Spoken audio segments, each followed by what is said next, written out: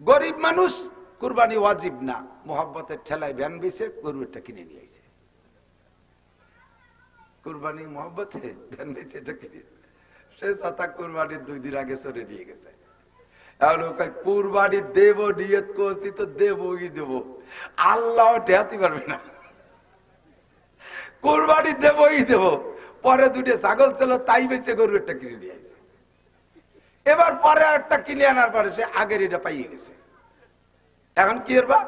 এখন এই লোকের 2টা দিতে হবে। আল্লাহ কয় তুই মাতু বসে কিনতে গেলি কে? তোর আমি কুরবানি দিতে কইছি এই সর, তুই কেন মাতু বসে কিনতে গেছিস? কিনতে যখন কিছু তুই 10টা কিনলি, তোর 10টা দেওয়া লাগবে। এক এক জায়গায় এক এক রকম মশালা, কথা কম ব্যবস্থা তো উপরে আসে। যারা রেগুলার নামাজ পড়ে তাদের উপরে শাসন একরকম, আর যারা ফাঁকে ফোকে পড়ে তাদের উপরে শাসন আর একরকম। যদি তাকে কই যে ওরম পড়লে হবে না, কয় তো তোরা পড়ি বেড়ে আমি একটু মোটেই পারবো না, যাও 2 একক তো ভরতাম তাহলে হয় না, তো তোরা কয় পাবো এটা পড়ি বেড়ে কি? তাহলে তোরে বা মসজিদে দাঁড়াই পাবো না। এই জন্য নবী কয় না ওরে অত বড় চাপ দিস, তুই রিয়াইটে চলে যাবে। ও যে অক্ত পড়বে সেই অক্তে খাতায় লেখা হবে। আর আপনি জীবন ভরে নামাজ পড়েন, হঠাৎ করে আপনার আসরের নামাজ ছুটে গেছে কারণবশত, ওই আসর মনে থাকতে মাগরিব পড়লে হবে না, আগে আসর পড়িয়ে নিতে হবে। বেলা ডুবিয়ে যাচ্ছে যে তারপরও পড়িয়ে নিতে হবে। আজান দেশে ইকামতের আগে ছোট শুরু দিয়ে পড়িয়ে নেন, আগে পড়িয়ে নিতে হবে। এবার আর এর সাথে আর একটা মশলা কব, এই যে খুব ভেরি ভেরি ইম্পর্টেন্ট রে, কি রে মনে আসলো রে আজকে এই মশলা, খেয়াল করেন খেয়াল করেন। এখন এক অক্ত ছুটে গেছে, সেই অক্তরে পড়ছেন, পড়ার পরে সেই অক্ত মনে থাকতে আবার আসর ছুটে গেছে, মনে থাকতে মাগরিব পড়িয়ে ফেলাইছেন। আসর তো ওই নেই, আসর তো পড়েনি নেই, এই মাগরিব পড়ছেন তাও হয় নেই, মাগরিবও হয় নাই। এরপরে ওই 2 অক্ত ওই আসরের কথা মনে রয়েছে, আবার ব্যস্ততার মধ্যে ঈশা পড়ছেন, তাও মনে রয়েছে সেই ঈশা আসর পড়েন নাই, আবারও ঈশা পড়ছেন, এই ঈশা ওই নেই। পরে ফজরের সময় মনে রয়েছে যে আসর ছুটে গেছে, তাও পড়েন না, আবার সে ফজর পড়ছেন, তাও ফজর ওই নেই। এবার জোহরও পড়িয়ে ফেলাইছেন, সেই আসর না পড়িয়ে জোহর ওই নেই। কয়েক তো হলো, কয়েকস্ত গেছে স্যার, ওই আসর বাদে সাহেব। ফিরে আবার আসরের সময় মনে রয়েছে যে গতকালকের আসর ফড়ি নেই, আবারও আসর ফড়িয়ে ফেলাইছেন, এটাও ওই নেই, এটাও হই নেই। আমি এত সুন্দর করে বললাম, তা হলো না, তা গেল কোয়ানে না, ওই তা গেল কোন জায়গা? কয় যে আছে এক জায়গা জমা, ও আনুর জন্য আরেকটা কায়দা আছে। ফিরে এই 5 অক্তর মধ্যে তুমি পড়বা না ওই অক্তরে, এই 5 অক্ত পড়ার মধ্যে ওই অক্তরে পড়বা না, 5 অক্তে একে একে চলে যাবে, ওই নেই বলে জমা হয়ে রয়েছে। ফিরে পরে যখন ঈশান নামাজ পড়বেন, ঈশান নামাজ পড়বেন, পরের অক্তে ঈশান নামাজ পড়বেন, ঈশা পড়ার পরে ওই আসর মনে থাকা সত্ত্বেও ঈশা পড়ছেন, 6 অক্ত হয়ে গেল। এই 6 অক্ত হওয়ার পরে এবার এই 6 অক্ত দৈরি আপনার আমল নামায় লেখা হয়েছে, এতক্ষণ পর্যন্ত লেখা হয়নি। বুঝাতে আমি কি বুঝাতে পারছি একটু? এরপরে যাই আপনি আসর পড়বেন, এরপরে আসর পড়বেন। 6 অক্ত পড়ার আগে যদি আসর পড়েন, তাহলে পুরো পিছনের এই 5 অক্ত আবার ভর্তি হবে না। আমি অলিপুরি হতে পারি না, পান কাইগুলির ওয়াজের মধ্যে গুছিয়ে দিচ্ছে, দিক দেখান মশলা বোঝেন নাই, বুঝছেন? আবার বোঝেন, আবার বোঝেন, এদিক দেখান। দূর ওয়াজ যাওয়া হবে না, প্যাসেটটা পড়ে গেছে, এটা ছাড়াই যায় নাকি কোন, ঠিক না?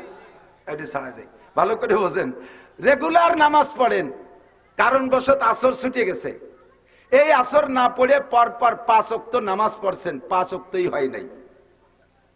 পরিচিত গেল কোন জায়গায়?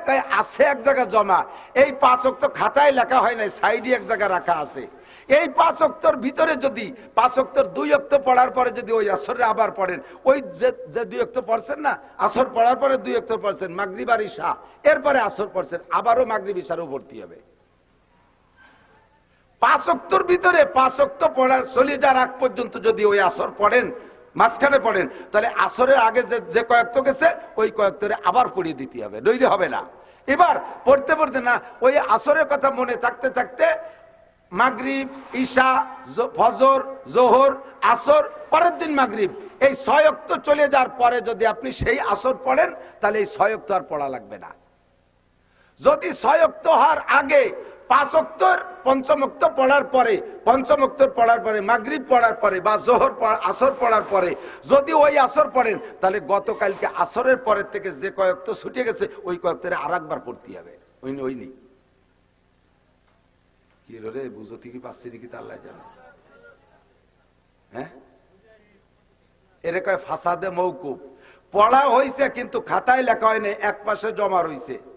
এই 5 ওয়াক্তরে খাতায় জমা করতে হলে 6 ওয়াক্তের মধ্যে ওই কাজা ওয়াক্ত পড়তে পারবেন না। 6 ওয়াক্তের মধ্যে কাজা ওয়াক্ত পড়তে পারবেন না। যদি 6 ওয়াক্ত পার হওয়ার আগে কাজা ওয়াক্তরে পড়েন, তাহলে ওর আগে যে ওই ওয়াক্তের পরে যে কয় ওয়াক্ত চলে গেছে ওই কয় ওয়াক্তরে আরেকবার পড়তে হবে, নইলে হবে না, আবার কাজা পড়তে হবে। কথা কি বোঝা গেছে? এর কয় ফাসাদে মওকুফ। এবার যেই লোকটা সারা বছর বাইরে এইরকম টালটু বাল্টু করে, ওর তো এইরকম না পড়াটা কত রয়েছে। এই জন্য আল্লাহ কয় তুই যে ওক্ত পড়বি সে ওক্ত হয়ে যাবে, যে ওক্ত পড়বা সেই ওক্ত হয়ে যাবে। চলে যাই জায়গা মতো। মনে আছে কোন জায়গা? জুমার দিনে যা সাইদা ইমামুকুল মেম্বারা ফালা সালাতা ওয়ালা কালাম। জুমার দিনে যখন ইমাম সাহেব মেম্বারে বসে যাবে তখন কোনো নামাজও নাই, কোনো কথাও বলবা না। নামাজও জায়েজ নাই, কথাও জায়েজ নাই। শুধুমাত্র ফজরের নামাজ যদি কাজা থাকে, ফজরের নামাজ যদি কাজা থাকে, তাহলে ফজরের নামাজটা বাইরে বারান্দায় যাইয়া এক কোনায় দাঁড়ায় পড়বা। তাই বলে ইমাম সাহেবের সামনে দাঁড়ায় যাবা না, সামনের কাতারে দাঁড়ায় যাবা না। ইমাম সাহেব মেম্বারে বসা আছে আর উনি গোলগালে যে তুমি নামাজ কথা কইছে ফজরের নামাজ পড়তে পারি নাই। তোমার মতে এরকম মুসল্লি বারান্দার এক কোনায় দাঁড়ায় নামাজ পড়িয়ে আসবা, ওই 2 রাকাত পড়িয়েছে বসবা। নইলে কোনো কি বলা হয় তাহিয়াতুল ওযুও নাই, ইমাম মেম্বারে বসার পরে তাহিয়াতুল ওযুও নাই, তাহিয়াতুল মসজিদও নাই, কোনো নামাজ নাই, এমনকি কবলাল জুমাও নাই। ইমাম সাহেব পড়ার মেম্বারে বসে গেছে, সব নামাজ বন্ধ, কথাও বলতে পারবেন না। আল্লাহু আকবার। ইজা সাইদা ইমামুকুল মেম্বারা ফালা সালাতা ওয়ালা কালাম। ইমাম সাহেব মেম্বারে বসার পরে তাহিয়াতুল ওযু হবে না। গোসল করছে বেলা 11টার সময়, আর জুমার আজানের পরে যে মসজিদে তাহিয়াতুল ওযু পড়ে, তাহিয়াতুল ওযু রক্ত নাই। তাহিয়াতুল ওযু রক্ত হলো ওযুর পানি গায়ে থাকতে থাকতে। কয় হুজুর তাহলে শীতকালে তাহিয়াতুল ওযু পড়াই হবে না, কারণ আত একখান 2 সেন্ডে মুছে ফিরে আর একখান 2, পানি তো থাকতেই দেই না। কয় পানি থাকার অর্থ হলো মুসার না মুসা না। পানি থাকার অর্থ হলো ওযু বানানোর পরে যদি আমি গামছা দিয়ে মুছে না ফেলি, স্বাভাবিকভাবে পানি কতক্ষণ থাকে অতক্ষণের ভিতরে পড়লে হবে। তাইতে আপনি মোছেন আর না মোছেন, কথা কি বোঝা গেছে? যদি না মুছে ফেলি তাহলে পানি কতক্ষণ থাকতো, অতক্ষণের ভিতরে পড়ার নাম হলো তাহিয়াতুল ওযু রক্ত। বিলাল হাবশী বলেন হুজুর ওযু বানানোর পরে আমি তাহিয়াতুল ওযু কখনো ছাড়ি না। ঘোষণা দেওয়ার পরে পাশে জিবরাইল আলাইহিস সালাম মাথায় হাত দিয়ে বলে নবী আলাইহিস সালামের, ইয়া রাসূলুল্লাহ সাদাকা বিলাল, আপনার বিলাল সত্য কথা বলেছে। ওই বিলালের নামাজের বড় নিশা, মনে আছে? নিশাতে চলে আইছি, বিলালের নামাজের বড় নিশা। আপনার বিলাল তাহিয়াতুল ওযুর জন্য ওযু বানাইয়া ওযুর স্থান থেকে যায় নামাজ পর্যন্ত হাইটা যায়। যে রাস্তাটুক ওযুর স্থান থেকে যায় নামাজ পর্যন্ত হেঁটে যায়, ওই রাস্তাটুক যেন জান্নাতি রাস্তা। কাজেই বিলাল হাঁটে জমিনের উপর দিয়ে, ওইটুক জান্নাতের রাস্তা গণ্য করে আমরা জান্নাতের মধ্যে তার খলমের আওয়াজ শুনতে পাই। প্রত্যেক কাজের নিশা হয়ে গেলে দোস্ত, নামাজের নিশা, কুরআন তিলাওয়াতের নিশা, জিকিরের নিশা আছে না? এই নিশার গাজার নিশা এবার নিশা এক। নিশাগ্রস্ত যারা, নিশাখোর যারা, তাদেরকে আল্লাহ তাআলা মরণের সময় কলেমা নসিব করে না। তাই বলে নামাজের নিশাওয়ালা না, রোজার নিশাওয়ালা না, পর্দার নিশাওয়ালা না, জিকিরের নিশাওয়ালা না, তিলাওয়াতের নিশাওয়ালা না। এই নিশাওয়ালাদের মরণের সময় কলেমা নসিব হয়। আমার ভালো করে মনে আছে, পরবর্তীতে আমি শুনেছি, একজনকে দেখেছি আর একজনেরটা শুনেছি। হাফেজ জি হুজুর রহমাতুল্লাহ আলাইহিকে আমি দেখেছি। আমি তখন মাদ্রাসায় শুরু হয়েছি, মাদ্রাসায় পড়ি ছোট্ট মাক্তবে। আমার গোপালগঞ্জে হাফেজ জি হুজুর রহমাতুল্লাহ আলাইহি রাজনীতি মিটিং করতে আসছিলেন। হযরতের বয়ান তখন ক্লিয়ার না, বোঝা যায় না। ফজলুল হক আমিনী রহমাতুল্লাহ আলাইহি উনি হুজুরের বয়ান তরজমা করতেন, বাংলারে আবার তরজমা করতেন। হুজুর যা বলছে আর কেউ বোঝে না, ওইটা ফজলুল হক আমিনী সাহেব রহমাতুল্লাহ আলাইহি আবার দোভাষীর মতো বর্ণনা করে শোনাই দিতেন। মাঝে মাঝে এই যে বয়ান করেন বর্তমানে জুনায়েদ আল হাবিবি সাহেব দামাত বরকাতুহুল আলিয়া হযরতের মুখে থেকে আমি হুজুরের বয়ানের দোভাষা শুনেছি। আল্লাহু আকবার। হাফেজ হুজুর রহমাতুল্লাহ আলাইহিকে আমি যতবার দেখেছি কমপক্ষে 20 বার দেখেছি, প্রত্যেকবার এই ডান হাতের এই আঙ্গুলটাকে এমন করা অবস্থায় দেখেছি। আমি শুনেছি হযরতের ইন্তেকালের পরেও সব আঙ্গুল হাত পা সব সোজা হয়ে গেছে, ডান হাতের আঙ্গুলটা এরকম মুঠ করা আছে। আশহাদু আল্লা ইলাহা, বলেন না কেন আশহাদু আল্লা ইলাহা ইল্লাল্লাহ, সাক্ষী দেই শাহাদত আঙ্গুল দিয়া নামাজের মধ্যে আল্লাহ ছাড়া আর কোনো মাবুদ না। আপনাকে নেমে রওয়া যাবে না। সব দিন কি সাইদি চাইদি কোয়া লাগে যে একটু জোরে কর, জায়গায় জায়গায় একটু জোরে করলি আমাকে ব্যাটারিতে চার্জ হয়। আল্লাহ ছাড়া আর কোন মাবুদ আছে? তাই আমি নামাজের মধ্যে এই জায়গায় আর একটা মশলা এসে গেল রে, হয়ে যাব নামাজের ভিতরে আত্মায়াতিতে আঙ্গুল উঠোই না, এই আঙ্গুল উঠানোর মশলা শুনে নেন। আঙ্গুল উঠানো মুস্তাহাব, না উঠলে সগিরে কবিরে কিছু নাই, নামাজের এর যাররা পরিমাণ ক্ষতি নাই, কিন্তু উঠাইলে নিয়ম মতো উঠাইতে হবে, অনিয়ম উঠলে আবার গুনাহ আছে। একটু থামিয়ে গেলেন নাকি, আর শিখবেন না বলবো? তাহলে নিয়ম মতো সুন্নতি আঙ্গুল কিভাবে উঠাতে হবে? যখন আশহাদু আল্লাহ কবেন তখন এই বুড়ো আঙ্গুলির মাথা আর এই মাঝের বড় আঙ্গুলির মাথা এক জায়গা, এই ছোট দূরে মুঠ করে ফেলবেন। আশহাদু আল্লাহ ইলাহা পর্যন্ত উঠাবেন, ইল্লাল্লাহ কই নামাবেন। বৈঠকের শেষ পর্যন্ত, প্রথম বৈঠক হলে তৃতীয় রেখাতে দাঁড়ানোর আগ পর্যন্ত মুঠ এরকম করে আঙ্গুলটা এরকম রাখতে হবে। শেষ বৈঠক হলে সালাম ফিরানো পর্যন্ত মুঠটা এরকম করে আঙ্গুলটা এরকম রাখতে হবে। আশহাদু আল্লাহ ইলাহা ইল্লাল্লাহ টান করে দিয়েছেন, ওই নেই আঙ্গুল উঠাই আঙ্গুলে পরে সবকটা সুজারি দিয়েছেন। কত উঠতে গেছে কিনা এই পারিস তো উঠেস কে? একজন জীবনেও নামাজ পড়ে না, মসজিদে গেছে 2-4 দিন যা শুরু হয়েছে, এখন ও তো নিজে নামাজ জানে না, পাশায় লেগে নামাজ দেহে দেহে চোখের আড়ে আড়ে নকল করে নামাজ পড়ে, এ যাওয়ারে ও যাওয়ারে একটু দেহে দেহে পড়ে, আবার বুঝতে দেয় না, বাড়ি চালাক মাতুব্বার যদি পারে না যে তাকে বুঝতে দেয় না, খুব সতর্কতার সাথে দেয়। আর পাশের জন এর আঙ্গুল উঠেছে, তো মনে হচ্ছে যে আজকে কোনো মাসি টাসি পড়ছে নাকি, তাই খেদালো মশা উড়েছে। দেখ যে পরে পিরাই 2-1 জনে এরকম করে, তখন বলছে যে এটা নামাজের কিছু হবে। আর কোন আঙ্গুল যে এই কোনা কাটিয়ে দেখতে গেলি, নকল করতে গেলি, কি পুরো নকল করা যায় নাকি?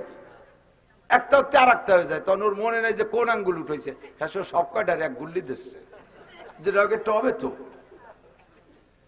তোমার আঙ্গুল উঠাতে কই নেই, আঙ্গুল উঠাইলে সুন্নতি তরিকা মনে আছেন? একটু উঠাই দেখান তো। আশহাদু আল্লাহ ইলাহা ইল্লাল্লাহ, এই মুঠ করে আশহাদু আল্লাহ ইলাহা ইল্লাল্লাহ ওয়া আশহাদু আন্না মুহাম্মাদান আবদুহু ওয়া রাসূলুহু। হাফেজ হুজুরকে আমি জীবন ভরে এই কলেমার শাহাদাত, কলেমায়ে শাহাদাতের শাহাদাত আঙ্গুলকে আমি জীবন ভরে এমন দেখেছি। আমি শুনেছি হযরতের ইন্তেকালের পরে সারা শরীর সোজা হয়ে গেছে, এই মুঠটা এরকম হয়ে আঙ্গুল এরকম রয়েছে। পরবর্তীতে আমার নানি জান রহমাতুল্লাহ আলাইহা, আমার নানি জানকে আমি দেখেছি, উনিও সবসময় আঙ্গুলটা এরকম রাখতেন। আমার নানি ইন্তেকালের পরে শরীর সোজা হয়ে গেছে, এই আঙ্গুলটার এরকম মুঠ খুলে সোজা হয় নাই, ওনার এই আঙ্গুলটা এরকম রয়েছে। আল্লাহু আকবার। আশহাদু আল্লা ইলাহা ইল্লাল্লাহ। আল্লাহু আকবার। এ দোস্ত সাবধান থাকবা, সাবধান থাকবা। মানুষ যখন কি বলা হয় জান্নাত ওই 3 ব্যক্তির জন্য হারাম, 3 ব্যক্তির জন্য জান্নাত হারাম। কয় ব্যক্তি? 1 নম্বরে মুদমিনুল খামার, নিশাখোর, হারামখোর নিশাখোর যারা, তাদের মরণের সময় কলেমা নসিব হবে না। 2 নম্বরে আল আক, মা বাবার নাফরমান সন্তান। মনে আছে নাকি? মা বাবার নাফরমান সন্তান, মা বাবার কথা শুনে না, আব্বা মার সাথে বেয়াদবি করে, আব্বা মার বিচার করে, আব্বা মারে ধমক দেয়, আব্বা মারে টাকা দেয় না, আব্বা মারে আব্বা মা কয় না, আব্বা মার খোঁজ খবর নেয় না, আব্বা মার সাথে মাসের পর মাস কথা বলে না। এইরকম নাশেদার বেয়াদব উশৃঙ্খল সন্তান যারা আছো, ভালো করে মনে রাখো, ওরে আব্বা মার দোয়া যেমন তাড়াতাড়ি কবুল হয়, আব্বা মার বদ্দোয়া এরকম কবুল হয়। একে চশমে জাদান গাফিল আযা শাহনা বাসি, শায়াদ কেনে গা কুনা দাগা হানাবাসী, শায়াদ কেনেগা কোনা দাগা হানাবাসী। আব্বার সামনে শ্বশুরি হাত ধরে আব্বা আব্বা কইতে যাইতেছো, বলতে বলতে যাইতেছো, আর মনে মনে আব্বারে হিট দিচ্ছ, তোরে বাপ কবর, দেখ আব্বার অভাব নাই আমার। এক আব্বাই পড়ান না বললি বিয়ে আরো 3টে করে শ্বশুর বানাবো সাইড দিয়ে। সাইডের আব্বা কব তোর উত্তরে আব্বা কব না। আরে ওই সাইড আব্বা জীবন বইরে অজু বানাইয়া গোসল কইরা কাবার মধ্যে পড়ে সিজদা দিলে তোর জন্য দোয়া করবে, সেই দোয়া কবুল হতেও পারে নাও হতে পারে। আর তোর এই জন্মদাতা বাপ পায়খানার মধ্যে দাঁড়ায় যদি বলে আল্লাহ আল্লাহ, মুখ দে না কই অন্তর থেকে যদি কয় আল্লাহ দেখো আমার সাথে কে বিয়াদবি করে, আরে রাস্তায় যাবি তো ট্রাকের তলে পড়ে ডলে শেষ হয়ে যাবি। এই বাপের দোয়া কবুল হয়, ওই বাপের দোয়া কবুল হয় না হওয়া নিয়ে সন্দেহ আছে। আরে এই মায়ের দোয়া কবুল হয়, তোর ওই শাউরি মায়ের দোয়া কবুল হতেও পারে নাও হইতে পারে। কাজে আব্বার অন্তরে কষ্ট দিস না। আল্লাহ মা বাবার না ফরমান সন্তান, টাকা এনে আব্বার কাছে দিবি। আব্বারা এখন যারা বুড়ো হয়ে গেছে 80-90 বছরে বয়সী, ওনারা যখন ইনকাম করতে পারতেন তখন ওনাদের আমলে 1000 টাকার নোট ছিল না, ঠিক না? 1000 টাকার নোট হয়েছে তো সেদিন কে? শেখ হাসিনা আসার পরে, এই তাও এই যে এই কাতারে আসার পরে আর কি। তো 10 সাল না 8 সালে যেন 1000 টাকার নোটের জন্ম হয়েছে। 9 সাল যাগ্য সাল না করতে পারলি তো সগিরে কবির হচ্ছে না আমাকে। বারাল তোমার আমার আব্বা যখন কামাই করতেন তখন 1000 টাকার নোট ছিল না, সর্বোচ্চ 500 টাকার নোট ছিল। তুমি যখন 1 লক্ষ টাকা কামাই করে নিয়ে একটা বান্ডিল নিয়ে আব্বার কাছে যদি আব্বা আলহামদুলিল্লাহ আল্লাহ ব্যবসায় 1 লাখ টাকা দিছে, এই জন্য আপনি একটু ধৈর্য বরকত দিয়ে দেন। আব্বার হাতে দিলে আব্বা এই 1000 টাকার নোট দেখে চোখ বলে ওরে বাবা হাসিনে কত বড় যা বানাইছে, এই কইয়ে দেখে টাকা বান্ডিল খুলে একটু নাড়াচাড়া করে আর খুশি হয়, মিটমিটে হাসে। লাস্টে পুরো টাকাই তোমার হাতে ধরে দেয়, বাবা এ টাকা কাজে লাগানোর বয়স আমার নাই, আমার এখন সময় শেষ, তোমার টাকা তুমি কাজে লাগাও। তবে আমি কি 1000 টাকা রাখবো? তুমি বলবো আব্বা বান্ডিল তো খুচরো হয়ে যাবে না, আপনারা কি আমি আলাদা 1000 টাকা দেবো? আব্বা এবার পোলা বানাবো না, আমি এনতে নেবো, এরকম কয় আমি এই জায়গাতে। আচ্ছা তা ঠিক আছে রাখেন। আব্বা 1000 টাকা রাখে তোমার 99,000 টাকা দিয়ে সেই টাকা কাজে লাগাও। টাকা যেখানে লাগাবা ওই জায়গায় টাকার গাছ হবে, লক্ষ লক্ষ কোটি কোটি টাকা হবে। আব্বার হাতের বরকত তোমার টাকার মধ্যে ঢুকছে।